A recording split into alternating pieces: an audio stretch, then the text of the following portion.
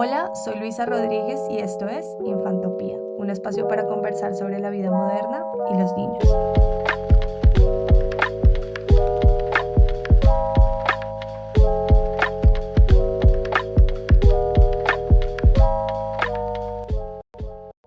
Bueno, bienvenidos a otro episodio de Infantopía, grabando desde nuestras casas. Seguimos en cuarentena acá en Madrid y hoy tenemos a Beatriz Cazurro. Ella es psicóloga y psicoterapeuta y creo Mm. que hoy estamos súper contentos de tener a Beatriz precisamente porque a ver, hoy en día hay muchísimos psicólogos, coaches y páginas de internet y cursos online que nos están disparando y atacando con un montón de información, y creo que es bastante difícil encontrar a una persona que nos hable desde el profesionalismo y desde la responsabilidad de un tema tan importante y tan delicado como lo es la psicología y la salud mental, sobre todo en estos momentos de crisis. Entonces, por eso estamos tan contentos de contar hoy con Beatriz, que definitivamente se ha destacado en las redes sociales, que es de donde yo la conozco principalmente, Muchas gracias. por esa responsabilidad y sobre todo como por ese compromiso, por hacerle llegar a la gente la importancia de la salud mental y de compartir su conocimiento, su experiencia, su trayectoria y hacérsela llegar a más gente, ¿no? Mm. Entonces, pues bienvenida a nuestro Muchísimas podcast. gracias, Jolín. No, Muchas pues gracias, de gracias verdad. a ti por estar aquí. Beatriz, algo muy importante antes de empezar que me gustaría resaltar de tu trabajo es como, bueno, no sé si te gusta la palabra activismo, tal Mm. vez, sí, como ese trabajo del que mencionaba con la gente. Estaba viendo bueno, tu trayectoria también y encontré esta campaña que estaba realizando el año pasado, no sé si todavía sigue, de Children Too y Mm. de En sus zapatos. Ujú. Sí, Cuéntanos un poquito sobre eso, me pareció ideal, o sea, maravillosa. sí, te gustó, qué bien.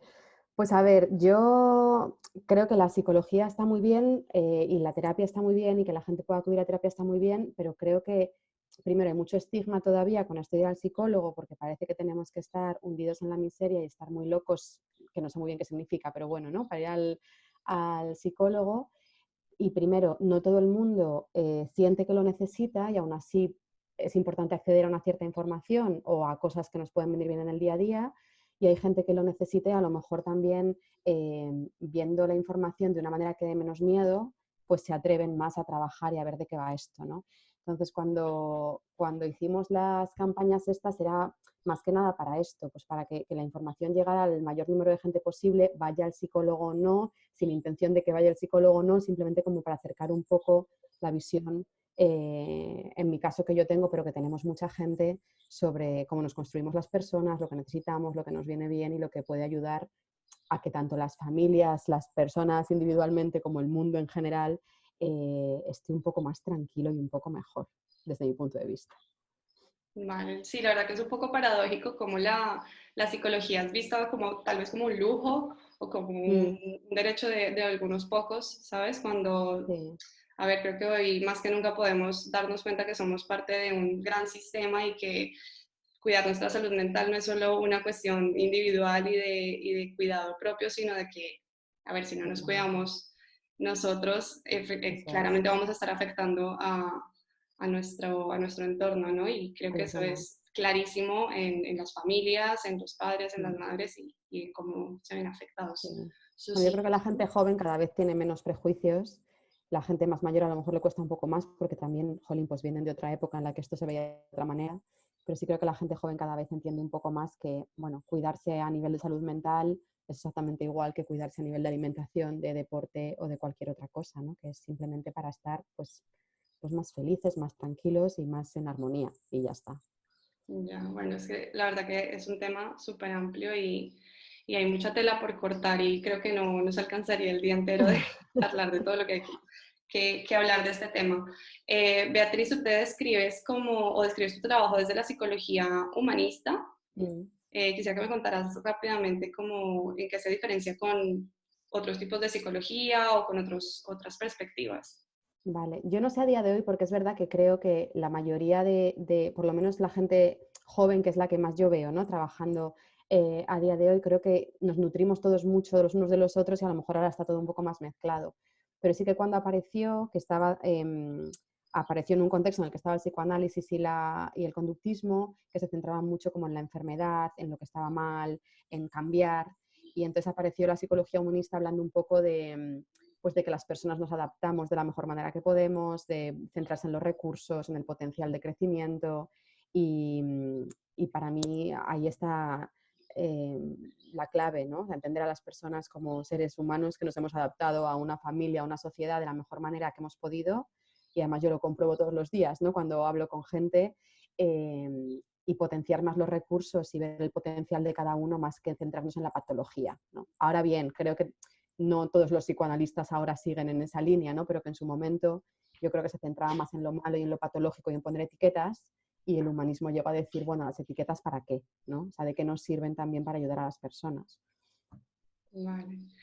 Beatriz, de pronto un poco como en el afán de algunos psicólogos o de algunas personas de ayudar a otras personas, también escuchaba en uno de tus vídeos que nos estábamos apresurando un poco en describir qué era lo que nos estaba pasando durante la cuarentena y tal vez en un segundo o tercer día ya estábamos dando consejos y Mm, resolviéndole la vida a los demás. mm, Y bueno, ya han pasado 50 días más o menos de sí. este encierro, de este confinamiento. ¿Tú crees que ya se podría hacer como un poco eh, una descripción como de fases o cómo lo has visto tú como psicóloga y en tus terapias, en tus consultas? ¿Cómo lo escribirías hoy en día?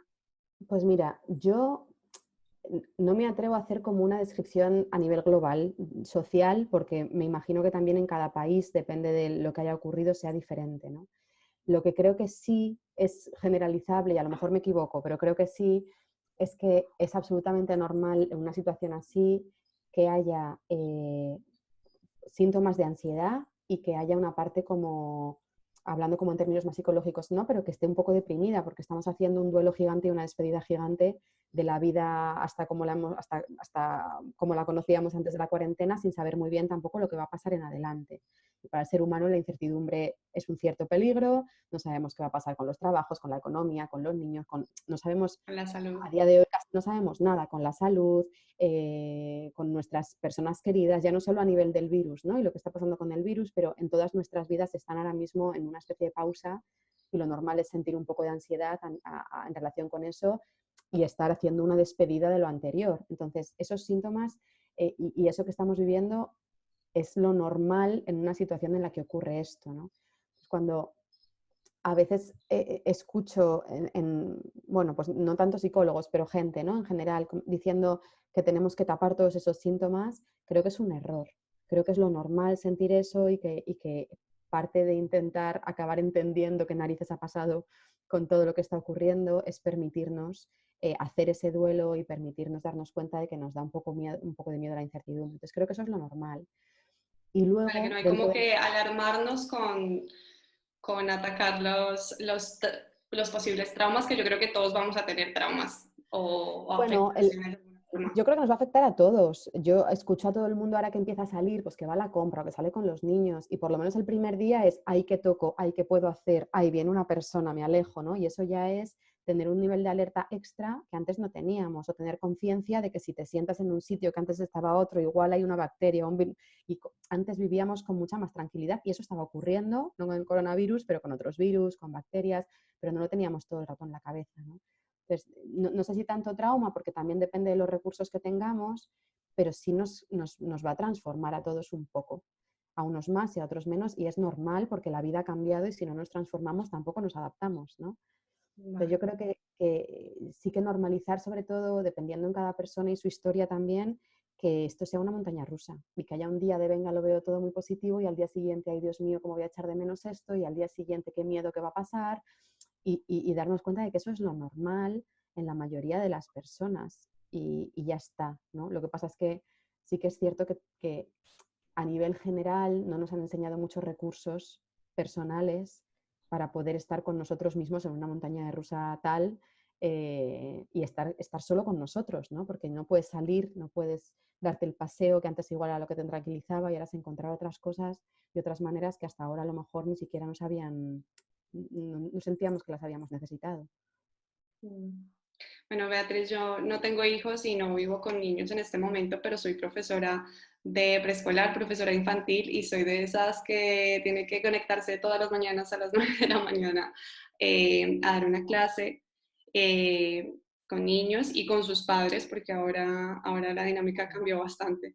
Y creo que podemos notar los profesores, bueno, además de todo esto, estas cosas normales que suceden de esa ansiedad de los padres de qué va a pasar, estoy haciéndolo bien, qué va a pasar con el colegio de mis hijos, lo sigo pagando, no lo sigo pagando, vamos a tener los recursos para continuar con la vida que teníamos, o también pensando un poco en el deporte y bueno, qué va a pasar, ¿no? Pero creo que he evidenciado algo como muy, a ver, llamativo, interesante, que es esa sensación de culpa que tienen algunas madres, porque recibimos correos electrónicos de ellas diciéndonos, no sé si lo estoy haciendo bien, no sé qué voy a hacer, o sea, todos los días están como luchando contra ellas mismas, y lo digo a nivel de madres porque Generalmente las madres. esto recae en las madres. Mm. Creo que estamos de acuerdo en eso, ¿no? Sí. Y sí, ese sentimiento de culpa yo creo que ha sido algo o sea, me llama mucho la atención como profesora y siento que viene un poco de parte de las redes sociales. Al final, buscar un poco de ayuda en redes sociales es un poco como perjudicial también porque nos empezamos a comparar con lo que están haciendo los demás. No sé tú cómo lo has visto. Es que es muy difícil también porque en un afán de ayudar, yo creo que, y yo me meto en el saco, porque yo también estoy en redes sociales, eh, también de alguna manera pones a la gente en la tesitura de tener que filtrar la información que hacen caso, la que no, y es muy difícil, ¿no? Porque las personas no tienen por qué saber nada de psicología o unos mínimos, y de repente se encuentran con 38 psicólogas hablando de 30 cosas diferentes a la vez, es a quién hago caso, qué es lo que no hago caso, qué es lo que me viene bien, y es muy difícil filtrar todo eso. Entonces, hay tal cantidad de mensajes que si haces caso a todos, es que es imposible, ¿no? Porque además hay muchas maneras de verlo y bueno, pues cada uno hace lo que puede. Pero si las madres ya veníamos con culpa de antes, de tener que hacerlo todo estupendo, pues ahora es ser madre, ser profesora, seguir con el trabajo, no perder los nervios, ayudar a tu hijo a que no tenga miedo, prepararle para la salida. Son tantas cosas con el mensaje de hay una manera que está bien de hacerlo, que claro, es una exigencia brutal. De hecho, pero incluso para las maestras y las profesoras, ¿no? Tener que estar haciendo clase como si nada es muy raro porque es que no es como si nada, ha pasado todo, ¿no? Y vamos a seguir haciendo como si todo estuviera normal, pero nada está normal. Entonces, ya no es solo que las madres tengan que hacerse cargo de un montón de cosas y los padres, espero, sino que es una situación totalmente nueva, diferente, lo que decía, ¿no? Que estamos en una montaña rusa. Los niños y las niñas seguramente también, a veces, ¿no? Y todo en esta especie de burbuja de aparente normalidad que a veces puede ayudar, pero a veces confunde muchísimo. Pues, pero si yo no estoy en clase y no están mis amiguitos, ¿qué hago yo aquí haciendo como si nada? Si es que está pasando algo muy gordo, ¿no? Y estamos todos intentando taparlo y en realidad, bueno, es que está pasando, nos guste o no. Ya, No. sí, sí, Entonces, sí. querer seguir como si nada y hacerlo todo genial, que no sé muy bien qué es genial, ¿no? Pero esta idea de genial es una exigencia tan grande que ya de por sí hace que sea más difícil hacerlo genial, ¿no? Yo creo que a todos nos ha llegado ese mensaje de transformar la crisis en oportunidad y de que tienes que Claro, estar aprendiendo, tienes que estar aprovechando el tiempo libre, tienes que estar siendo súper creativo, que al final es como un agobio. Y creo que de pronto un mensaje que yo como profesora quisiera decirle a las madres, y no sé si tú estás de acuerdo, es que las madres no tienen por qué saber educar. claro. Ninguna madre lo ha sabido, o sea, son muy pocas las que toman una decisión consciente de educar a sus hijos en casa, pero nadie Mm, está preparado para esto. Entonces, al final es como una responsabilidad un poco compartida de parte del colegio, ¿cierto? Entonces, mm, hay madres que sienten que sus hijos no están aprendiendo, que pasan mucho tiempo frente al computador, que les entra por un oído y les sale por el otro, pero vale, hasta dónde está la responsabilidad del padre y también estás pagando un cole o el cole también tiene que hacerse responsable, ¿no? Entonces es como soltar un poco esa culpa y decir, bueno, pues cada uno tiene su claro punto, que está. ¿no? efectivamente. Y aquí estamos haciendo todos lo que podemos hasta donde llegamos y lo que no lleguemos también está bien, ¿no? Porque yo oía hace poco a un psicólogo, bueno, uno de estos muy importantes, ¿no? Que sabe mucho y decía, es que al final a nivel psicológico, aunque no parezca, las consecuencias son casi como si esto fuera una guerra, ¿no? Y si fuera una guerra con bombas, nadie diría, oye, tienes que aprender a leer o a escribir. Bueno, estaríamos todos diciendo, mira, protégete, ten cuidado, estate lo más tranquilo posible, disfrutad en casa lo que podáis, daos abrazos, yo qué sé, ¿no? Pero con esto no. Entonces me parece que también es un reflejo de una sociedad que creo que lo hace todo, es generalizar, ¿eh? No siempre es así, pero como un poco inocente y que lo reduce todo un poco a tienes tiempo, pues sé creativo. Bueno, pues que tienes un tiempo en una situación muy difícil, en un contexto determinado, se disparan un montón de alarmas que están adaptadas con lo que está ocurriendo y otras cuantas que tienen que ver con cosas que nos han pasado. Mucha gente está desbordadísima y además ser creativo. Bueno, pues para ser creativo generalmente hace falta estar con una cierta seguridad, ¿no? Y si internamente las madres, los padres o los niños no lo están viviendo así, pedirles que encima sean productivos y creativos, es que me parece que está absolutamente desajustado con lo que necesitamos, ¿no? Vale. Bueno, yo creo que sin embargo, así como hay padres que están un poco obsesionados con qué va a pasar con mi hijo, por qué mi hijo está haciendo esto y no está haciendo lo otro, qué es lo que debería estar haciendo, cómo debería estar sintiéndose, también hay Mm, padres que pasan un poco de lo que está pasando y van como en modo automático con su vida como si nada, porque también lo mm, he visto, o sea, como profesora, mm, y a veces pasamos por alto algunos comportamientos, mm, eh, no solo de los, o sea, no solo de los padres y de los niños, sino como en las dinámicas familiares que pueden llegar a afectar a los niños. claro. No sé si existe como un punto medio entre pasar la crisis y tratar de vivirla lo más tranquilamente o ya estar Mm. súper preocupado. No sé si hay como ese punto medio. A ver, es que fíjate que los dos son dos polos, pero al final en los dos polos lo que está ocurriendo es que los padres o las madres están actuando eh, como mirándose a lo que necesitan ellos, ¿no? Y por una parte lo entiendo, porque de verdad que la situación es tan rara que, bueno, pues me intento cuidar yo lo más posible y que sea lo que Dios quiera, ¿no? Pero tanto los que están muy agobiados por si ven a sus hijos angustiados, como los que dicen, bueno, si se angustian, pues ya veremos, ¿no? Al final están intentando cuidarse a ellos. Entonces, el término medio es poder ser consciente de qué te está pasando y poder mirar a tu hijo o a tu hija y ver lo que le está pasando, ¿no? Y ver cómo encontrar espacios para ir lidiando un poco con una cosa, con otra y con el impacto de las dos. Pero claro, eso lleva tiempo y lleva energía y lo que te decía antes, yo creo que en general tampoco tenemos tantos recursos para poder hacer esto, ¿no? Ni con nosotros mismos, ni con los niños y las niñas, que a veces son difíciles de traducir porque es otra manera, es como otro lenguaje, ¿no? El que tienen. Pero el término medio es tener en cuenta que somos dos personas, un adulto y otro pequeño, que nos pasan cosas diferentes y que como adultos tenemos responsabilidad de gestionar lo nuestro y estar lo más presentes posibles para gestionar también lo que les pasa a ellos. Y ahí ya, bueno, pues en cada familia es un mundo diferente, ¿no? Sí, sí, es que al final estamos todos aprendiendo, todos, Mm, absolutamente todos, los maestros, los psicólogos, claro, los padres, claro, los, claro. los emprendedores, todo el mundo está aprendiendo. Y mira Mm, que desde el día uno, desde que nos avisaron a los coles que íbamos a cerrar para entrar en cuarentena, estuvimos recibiendo preguntas de los padres así como, bueno, ¿qué le digo a mi hijo? ¿Qué va a pasar? ¿Se va a poner a llorar? ¿Le voy a infundir un miedo? ¿Le cuento? ¿No le cuento? ¿Le dejo estar con su abuela? Bueno, un millón de preguntas. mm, Y yo creo que es eso, ¿no? Que todos estamos aprendiendo, que nadie tiene aquí claro, experiencia en crisis de coronavirus como para decir, claro, mira, esto funciona y esto no. Primero porque todos claro. los niños son diferentes y seguramente hay unos que se la están pasando genial con sus padres Mm, y se dan por enterados, otros que van un poco más allá de como esas claro. reflexiones infantiles. Eh, pero de todas maneras, para esos padres que tienen esa pregunta o o sea, que se están cuestionando de qué tanto tienen que explicarle a sus hijos, Claro. ¿qué consejos les darías? A ver, yo creo que la vida de los niños y de las niñas ha cambiado tan de golpe, por lo menos en Madrid al final nos avisaron y a los 2 días no estaban en el cole, o sea, nos vieron una noche, yo creo que fue, una tarde, al día siguiente fueron y al siguiente no, si no recuerdo mal. Pues fue todo muy rápido y además dijimos que 15 días, pero llevan 50. Ha sido un cambio muy grande y todavía queda, ¿no? Y no sabemos tampoco ni cuánto ni cómo queda, ¿no? Ujú. Entonces, yo sí creo que es importante hacer algo de explicación de lo que está ocurriendo a todos. Pues igual que les explicaríamos si su tío está en el hospital y le veía todos los sábados y no le puede ver, pues no sé quién está malito y no podemos ir a verle, ¿no?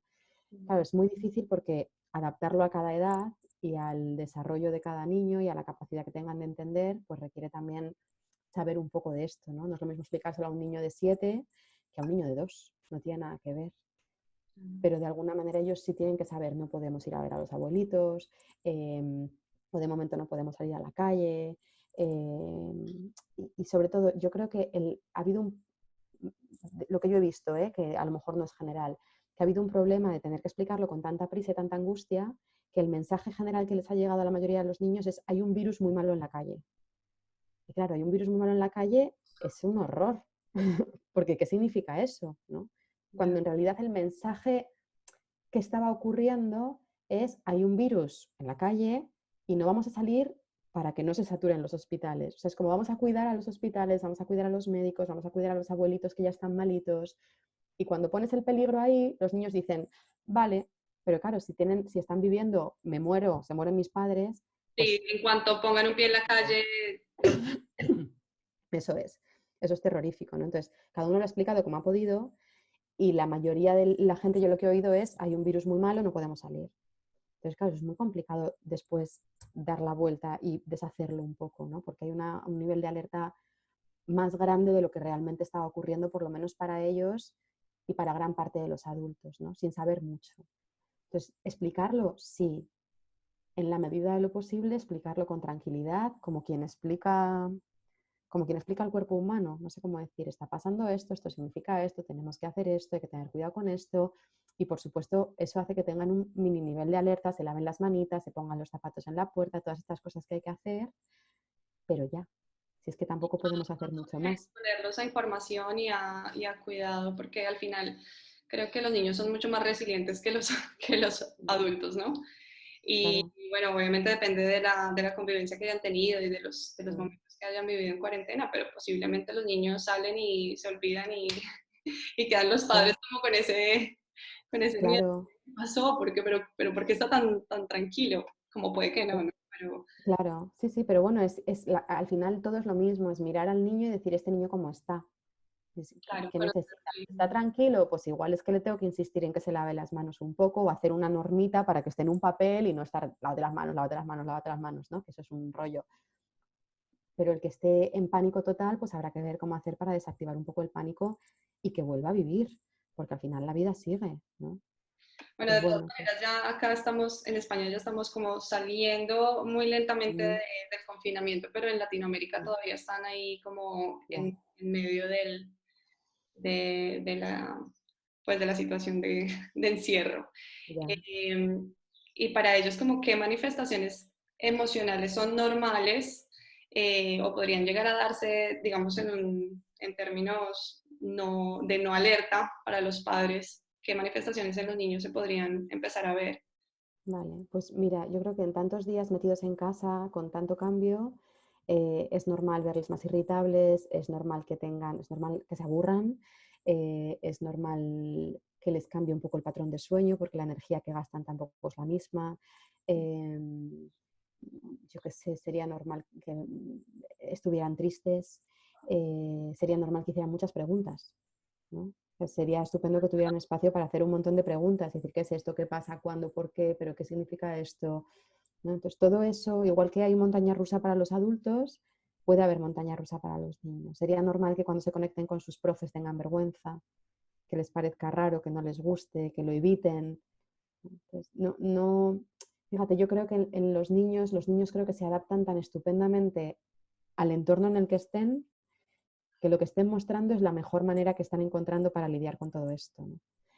Em, yo creo, y lo creo de verdad, eh, que la mejor manera de ayudar a los niños ahora mismo es hablar con los padres, ver cómo están los padres, ver qué miedos tienen los padres, ayudarles a estar un poco más tranquilos, ponerle palabra a lo que les pasa.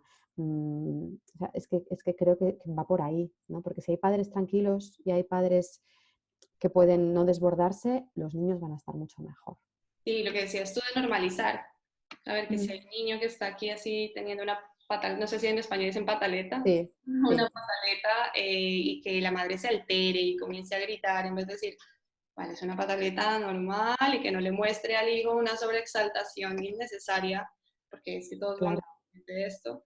Sí creo que puede transmitir, sobre todo porque las madres transmitimos bueno, no transmitimos, transmiten un montón sí, de miedos a sus hijos sin darse cuenta. Entonces, claro. sí es importante mantener la calma, ¿no? Que es mejor actuar desde la calma y no desde la angustia. Y que no pasa nada porque les esté afectando, porque hay tal cambio que lo normal es que echen de menos a sus amigos, a su profe, su vida, su rutina. Y eso pues al final pues a lo mejor les da pues eso, me pongo a gritar y no sé ni por qué, ¿no? Pues bueno, pues una manera de mostrar un malestar y ya, sin más historia. Bueno. Beatriz, ya para cerrar, bueno, nadie estaba preparado para esta crisis, claramente, pero creo que si volviéramos a entrar en una crisis así, podríamos llegar a, no sé, a como a entrenarnos un poco más como a nivel colectivo. No sé, tú desde la psicología y desde la salud mental, ¿qué crees tú que deberíamos fortalecer en definitiva? No, no solamente los padres, sino todos, Mm. como, ¿cuál es esa urgencia para Esa clave. Pues similar? mira, yo creo, em, yo creo que hay dos cosas importantes y una ya la has dicho tú, que es normalizar. Normalizar que las personas cambiamos de estado de ánimo, que vamos por fases, que no somos estáticos, que no tenemos que estar siempre positivos, aprender muy rápido, o sea, que los ritmos son lentos a veces, que las emociones cambian, que en una situación de crisis lo normal es no estar alegre, es que sería muy raro estar alegre cuando están pasando tantas cosas todo el rato, ¿no? Y yo creo que eso es muy importante y creo que falta mucho. Entonces, podría haber muchas más cosas que podríamos hacer, pero creo que el primer paso verdaderamente es normalizar y aprender a vivir con cambios por dentro y ver que no pasa nada. Y por otra parte, yo sí que creo que es importante, y creo que también lo has dicho tú al principio, que las cosas que nos afectan, porque a veces hay como excesiva responsabilidad en eh, trabaja tu ansiedad. Y así, si yo la trabajo, pero estoy en una sociedad en la que igual no tengo trabajo, no tengo dinero, mi padre está en el hospital, no lo sé, ¿no? Cuando están pasando todas esas cosas, tampoco es responsabilidad de uno, no, no es todo responsabilidad de uno, ¿no? El no estar ansioso. Tú puedes hacer lo que puedas para estar con esa ansiedad, pero pasan muchas cosas alrededor y hay una sociedad en la que están pasando muchas cosas y a veces tener ansiedad o estar deprimido es lo que toca, ¿no? Que no Claro, se trata de quítate tú la ansiedad respirando, ¿no? Bueno, es que están pasando tantas cosas que a lo mejor la ansiedad me está dando una señal de algo importante y lo que voy a hacer es escucharla, no quitármela, ¿no? ya. Habrá que vivir cada fase, si se le puede llamar así, pero cada momento, cada emoción, como venga, ¿cierto? Y Claro, ponerle nombre y hacerse cargo de esa emoción eso sin es. necesidad de huir o de taparla, como decías tú, pues hacemos Y es algunos. verdad que suena muy fácil, pero es que no lo es y no, no es habitual que esto ocurra. Claro, lo normal sería que fuera difícil. Sí, sí, sí, sí. Y la mayoría de la gente le dices esto y dice, ya, pero ¿cómo lo hago? ¿No? Sí suena muy bonito, pero ¿cómo lo hago? No lo sé. Ya, ya veremos ahora cuando volvamos todos a salir, cómo salimos y qué nuevos retos vamos a tener en esa transición, ¿no? ¿Qué consejos, dime, no sé, 3 consejos que puedes darle a los padres ahora en este momento de transición, de vuelta a la rutina en la calle o de Vale, vuelta a los coles? vale. Pues yo a nivel práctico diría por una parte, como lo que os decía antes, ¿no? De salir, tener unos pactos hechos acerca de las normas y en la calle intentar evitar estar alarmado todo el rato, ¿no? De no toques, no hagas, no tal, porque al final estamos todo el rato mandando un mensaje de que hay peligro, aunque en realidad quizá no sea tan así, pero tenemos tan interiorizada la norma que si estamos todo el rato, no, al final ellos lo van a vivir con mucho más miedo. Entonces, tener unos pactos previos en la medida de lo posible, cumplirlos y una vez que pase eso, ya, ¿no? Con toda la tranquilidad del mundo y con mucho recordar, oye, ¿te acuerdas que habíamos hablado de la distancia? Venga, pues nos ponemos aquí, pero intentar no saltar mucho, que a veces no es tan fácil, ¿eh? Pero bueno. Y otra cosa que yo creo que es importante también para las maestras, cuando vuelvan los niños, es que ellos van a necesitar, y nosotros también, ¿eh? Pero que hagamos como una especie de narrativa de lo que ha pasado, que alguien les vaya contando esto que ha ocurrido para que lo puedan integrar.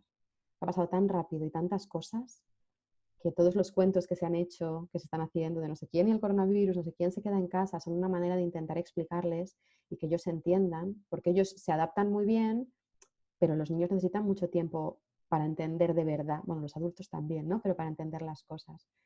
Entonces, entender eso les afecta y por otra parte ayudarles a hacer como una narración de todo esto, poner en palabras pues lo que han sentido, lo que ha pasado, lo que está por pasar y yo creo que bajar mucho la exigencia, adaptarnos a que las cosas han cambiado mucho, que algunos niños habrán ido para atrás en cosas que ya estaban conseguidas, los más pequeñitos, o niños mayores que dices, pero si es que de repente está teniendo comportamientos súper infantiles y no entiendo por qué, y entender que eso es normal y bajar la exigencia y volver un poco al punto emocional en el que se encuentren y retomarlo desde ahí. Bueno, y valdría la pena mencionar esa importancia de educar en la conciencia colectiva, ¿no? Porque por algo estamos pasando por todo esto y es por un déficit en la educación también, en Yeah. que de nuestras sociedades se están reflejando el hecho de, vale, sales cuando yo te lo diga y no porque tú lo eliges, ¿no? Entonces es como también empezar como familias y como escuelas a enseñar ese valor de la sociedad, de trabajar por el otro y de la empatía y bueno, y también el cuidado del medio ambiente y tener mucho más cuidado con lo que hacemos, ¿no? Sí, sí, y seguramente haya una generación de niños de a día de hoy que sean médicos de mayores brutal, ¿no? Porque, claro, es tanta conciencia de esto que para ellos va a ser muy importante. Pues bueno, entender que hay cosas que pasan sociales, que estamos cuidando a los demás quedándonos en casa. Es verdad que se puede aprovechar para aprender un montón de cosas, ¿no? Pero no solo por eso, sino también por ellos y por estar tranquilos ellos y nosotros y vivirlo pues lo mejor que podamos. Bueno, vea en dónde podemos encontrarte, cómo podemos seguir lo que haces. Bueno, pues donde yo más estoy en redes sociales es en Instagram. Tengo Facebook, pero al final tampoco, o sea, lo tengo como linkado y van ahí los posts, pero donde más respondo y más estoy, más vídeos de vez en cuando es Instagram. Eh, y bueno, pues de vez en cuando aparezco por ahí, cuando puedo, tampoco siempre. Vale, bueno, pues pondremos acá tus redes cuando compartamos la entrevista. Muchísimas Muchas gracias. gracias. Nada, a ti. Hoy es viernes, hoy es 1 de mayo, Día del Hoy es Trabajo. 1 de mayo, sí, sí, día del trabajo. Un lindo día y estaremos charlando más adelante en otra oportunidad. Igualmente. Bueno. Que tengas un buen día. Un beso grande.